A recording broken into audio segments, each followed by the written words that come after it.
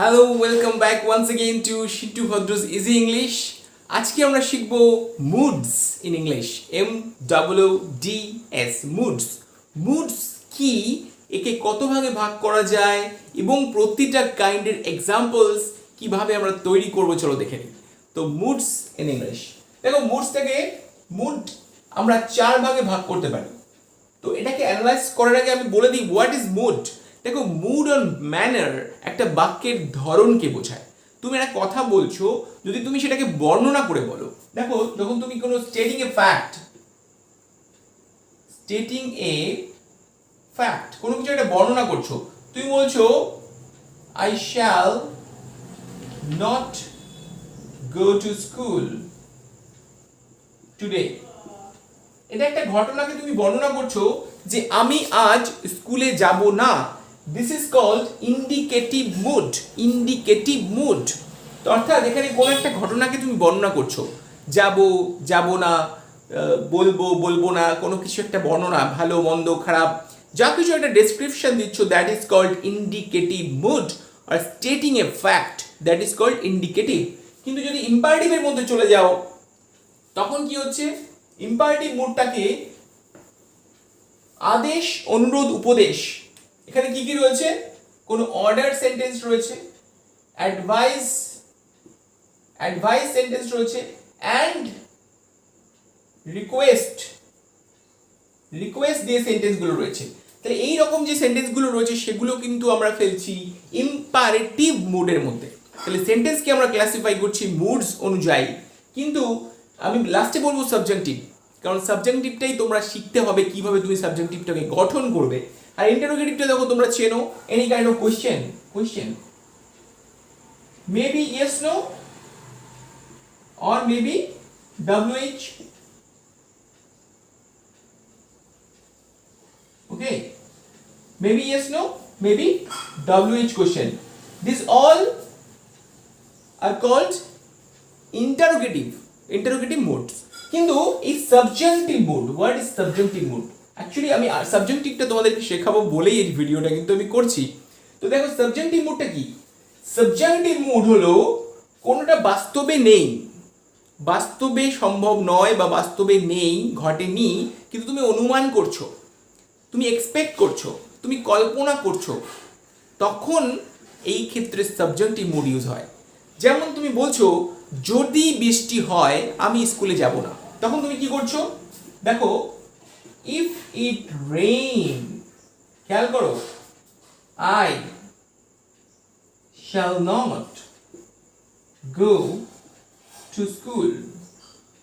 তোমার মনে হতে পারে যে স্যার ইফ ইট লিখলেন অথচ রেইনস কেন করলেন না স্যার, এখানে এসটা নেই কেন? That is called subjective mood. যদি বৃষ্টি হয়, আমি এই এসটা না দিয়ে এই বাক্যটাকে আমি সাবজেক্টিভে কনভার্ট করেছি, এর মানে হয়ে গেছে যদি বৃষ্টি হয়, যদি বৃষ্টি হয় তবে আমি স্কুলে যাব না, তবে আমি স্কুলে যাব না। দেখো যাব না, তাহলে if it rain not rains. তাহলে এই সাবজেক্টিভ মুড কিভাবে গঠন হয় জাস্ট আমি একটা এক্সাম্পল দিয়ে তোমাদেরকে শুধু ক্লাসিফিকেশনটা করলাম। তো চলো এবার আলাদা করে দেখে নিই সাবজেক্টিভ মুড কি কিভাবে তৈরি করা যেতে পারে এবং তাকে কি কি খেয়াল রাখতে হবে সাবজেক্টিভ মুড লেখার সময়। তো লেটস গো। দেখো আমি একটা উদাহরণ নিয়ে এসেছি। সাবজেক্টিভ মুড তৈরির জন্য যে যে জিনিসগুলো খেয়াল রাখতে হবে আমি একে একে বলছি এবং তার এক্সাম্পলসগুলো দিচ্ছি, তোমরা দেখো ভালো করে।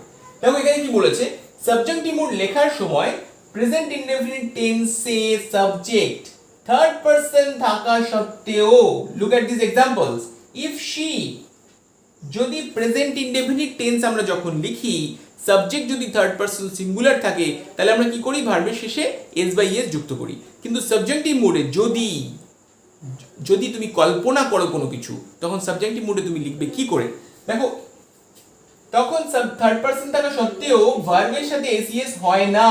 তাহলে ফার্স্ট যে আমরা রুলসটা পেলাম কি করে, এক্সাম্পলসে দেখো, ইফ শি আস্ক, তাহলে এখানে কি হওয়ার কথা, আস্ক হওয়ার কথা, কিন্তু আমরা কি করছি, যেহেতু যদি সে জিজ্ঞাসা করে, এই এসটা কিন্তু আমরা দিচ্ছি না। If she ask I will tell the truth. যদি সে জিজ্ঞাসা করে আমি তাকে সত্যি কথাটা বলবো। কি মানে হচ্ছে, যদি সে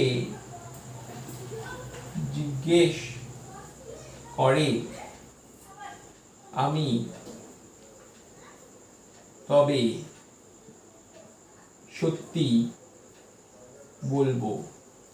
যদি সে জিজ্ঞেস করে, তাহলে এই ধরনের সাবজেক্টিভ মুড যখন করছো, তাহলে প্রথমে খেয়াল রাখতে হবে প্রেজেন্ট ইনডেফিনিট টেন্স হলেও সাবজেক্ট যদি থার্ড পারসন সিঙ্গুলার নাম্বার থাকে, আমরা কিন্তু এসিএসটা লিখছি না ভার্বের সাথে, তাহলে কিন্তু ওটা হয়ে যাচ্ছে সাবজাংটিভ। ইয়েস, তো দেখে নিই পরবর্তী রুলসটি। দেখে নিই আমরা পরবর্তী নিয়মটা। যদি সাবজাংটিভ মুড করতে হয়, দেখো সব পারসন, সমস্ত person, first person, second person, third person এবং নাম্বার সিঙ্গুলার অ্যান্ড প্লুরাল এর সাথে প্রেজেন্ট টেন্সে be, be be and past টেন্সে ওয়্যার ব্যবহৃত হয়। তো কি করে এটা, এই যে আমি বললাম যেটা নিয়মটা, সেটা কি করে অ্যাপ্লিকেবল দেখে নাও। অ্যাপ্লিকেবল কি করে, ইফ শি বি গুড, যদি সে তোমার সাথে ভালো আচরণ করে, if she be good to me, যদি সে আমার সাথে ভালো আচরণ করে, I will be good to her. She third person, তার সঙ্গেও বি যেমন ইউজ হচ্ছে, দেখো আই ফার্স্ট পারসন, তার সঙ্গেও বি ইউজ হচ্ছে। আবার এই যে সেকেন্ড বলেছে কি পাস্ট টেন্সে ওয়্যার ব্যবহার হয়, তাহলে এখানে দেখো আই আছে, ইফ ওয়্যার আই দেয়ার, যদি আমি সেখানে থাকতাম। কিন্তু অ্যাকচুয়ালি আই এর সাথে কি হয়, আই এর সাথে ওয়াজ হয় না, কিন্তু আমরা কি করেছি ওয়্যার, কারণ এটা সাবজাংটিভ মুড। যদি আমি সেখানে থাকতাম, এই যে যদি বলেছো, ওয়্যার আই দেয়ার, তখন আই উড স্কল্ড হিম, তাহলে আমি তাকে বকতাম। তাহলে were I there I would scold him. তুমি were she there, were we there, were he there, were I there, always were. তাহলে এই যে ওয়্যার, এটা কিন্তু সাবজেক্টিভ মুডের একটা সিম্বল। তুমি এটা লেখার সাথে সাথে কিন্তু বুঝে যাবে যে পড়ছে সে, যে তুমি কি মিন করতে চাইছো। তুমি বলছো were I there I would write all the answers correctly, যদি আমি থাকতাম সেখানে সমস্ত অ্যান্সার আমি সঠিক লিখতে পারতাম। Were I there I would do the best, যদি আমি ওখানে থাকতাম আমি সব থেকে ভালো করতে পারতাম। এই যে পারতাম, থাকতাম, যদি, এই কথাগুলো কিন্তু তুমি একমাত্র সাবজাংটিভ মুড ইউজ করেই দিতে পারছো। তো এটা সাবজাংটিভ মুডের একটা স্পেশালিটি, যদি, থাকতাম, এরকম অর্থগুলো করার জন্য। তো দেখে নাও, were I there I would scold him, এগুলো কিন্তু অসাধারণ ব্যবহার, এবং মনে রাখতে হবে তোমাকে যাতে তুমি নিয়মিত কথার মধ্যে ব্যবহার করতে পারো।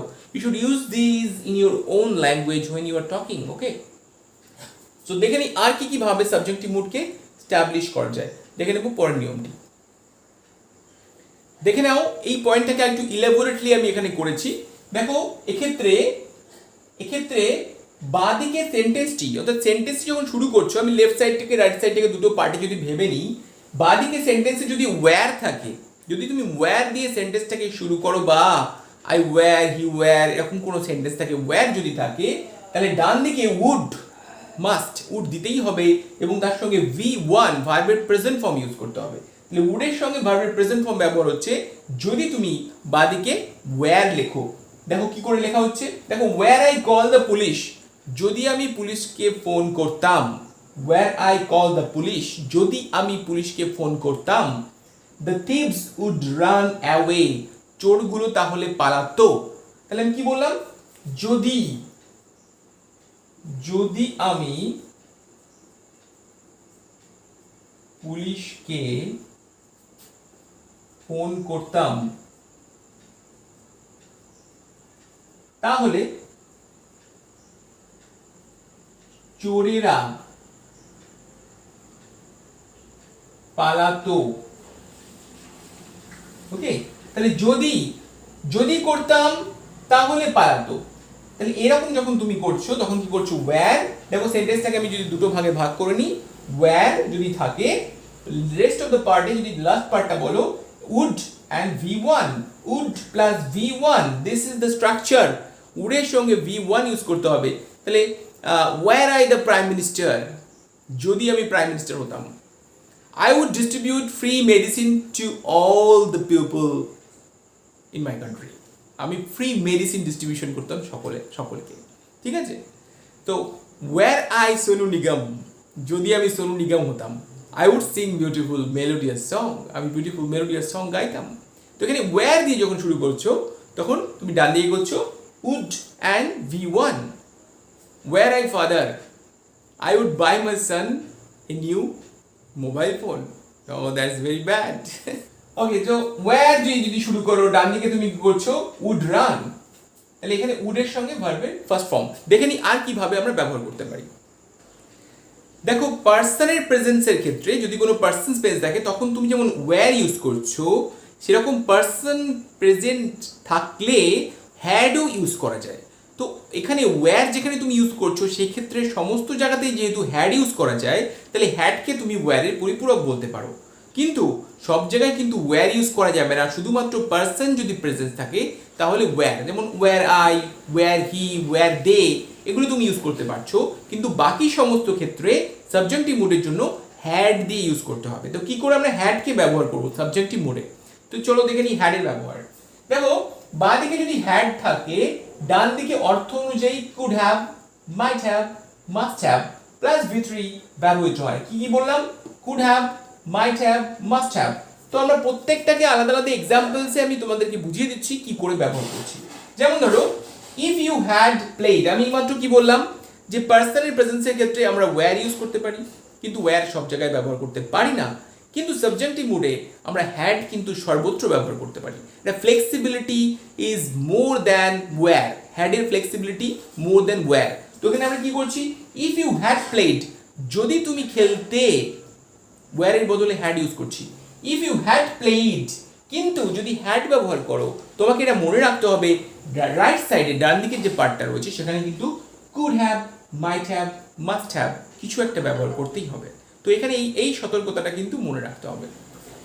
দেখো ইফ ইউ হ্যাড প্লেড, যদি তুমি খেলতে, উই উড হ্যাভ ওন, যদি তুমি খেলতে আমরা হয়তো জিততেও পারতাম, আমরা জিততেও পারতাম যদি তুমি খেলতে। তাহলে এখানে কি করলাম? Would have, could have, might have, must have. তাহলে এখানে কুড হ্যাভ করতে পারো, মাইট হ্যাভও করতে পারো, মাস্ট হ্যাভও করতে পারো, তিনটেই কিন্তু এখানে চলবে। কারণ যদি তুমি খেলতে তাহলে আমরা জিততাম এই অর্থ করা যাবে। দেখো নেক্সট সেন্টেন্সটা, তাহলে আমরা কি করছি এখানে? হ্যাড ইউ ইনফর্ম মি, যদি তুমি আমাকে ইনফর্ম করতে, হ্যাড ইউ ইনফর্মড মি, এখানে কিন্তু V3 হচ্ছে, মাইন্ড ইট। এখানে কিন্তু could have, might have, must have, would have use করতে পারছো, তার সঙ্গে কিন্তু V3 টা ইউজ করতে হচ্ছে। V3 is very important. তো এখানে করছো কি? হ্যাড ইউ ইনফর্ম মি, যদি তুমি আমাকে ইনফর্ম করতে, এই যে V3, আই মাস্ট হ্যাভ কাম, আমি অবশ্যই আসতাম। মাস্ট হ্যাভ কাম মিন্স এখানে আমি অবশ্যই তাহলে আসতাম, যদি তুমি ইনভাইট করতে আমি তাহলে আসতাম। তুমি এগুলো কি করে বলবে? এগুলো তো সাবজেক্টিভ মুড ছাড়া বলতেই পারবে না। তো দেখো had you inform me, I must have come. Next দেখো if you had invited her, যদি তুমি তাকে আমন্ত্রণ জানাতে, if you had invited her, যদি তুমি তাকে আমন্ত্রণ জানাতে, she could have attend the meeting বা অ্যাটেন্ড দ্য পার্টি, সে হয়তো তাহলে ওই পার্টিটা অ্যাটেন্ড করতো। অর্থাৎ তাকে যদি ইনভাইট করা হতো তাহলে হয়তো সে could have attend the party, অর্থাৎ পার্টিটা অ্যাটেন্ড করতো। তাহলে এর কি হচ্ছে? Could have, must have and V3, could have V3, attended, must have V3, would have V3। তো এখানে could have, might have, must have এর সঙ্গে সবসময় V3। So had you listened me carefully from day one, you could have learned English better. You could have learned English better.